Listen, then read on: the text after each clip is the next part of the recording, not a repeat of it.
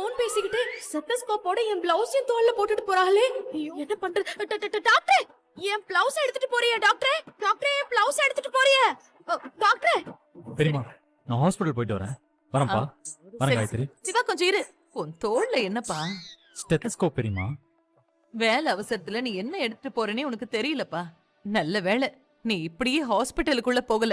என்ன காய்வ பிளவுஸுக்கு ஸ்டெத்தஸ்கோப்புக்கு வித்தியாசம் தெரியாம இருக்கான். கருமண்டா, பிளவுஸ போய் கையில வச்சுட்டு நிக்கிறான் பாரு. சாரி சிந்து. பரவாயில்ல டாக்டர். வரேன் பெரியமா. இன்னைக்கு நீ தானே சிவாவுக்கு சமைச்சு எடுத்துட்டு போற? ஆமா அத்தை. அப்படியே எனக்கும் சேர்த்து சமைச்சிருமா, ஏன்னா உன் சமையல் எனக்கு ரொம்ப பிடிச்சிருக்குமா.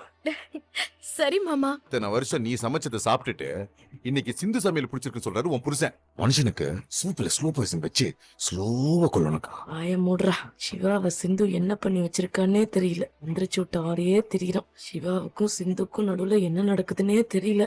ஆறுமுகம் அப்பவே சொன்னான், தனியா போகாதன்னு. அவன் சொன்னதை கேட்காம உள்ள வந்த. வானம் வேற இருட்டிக்கிட்டு வருது. ராத்திரி முழுக்க இந்த காட்டுக்குள்ள எப்படி இருக்க போறேன்?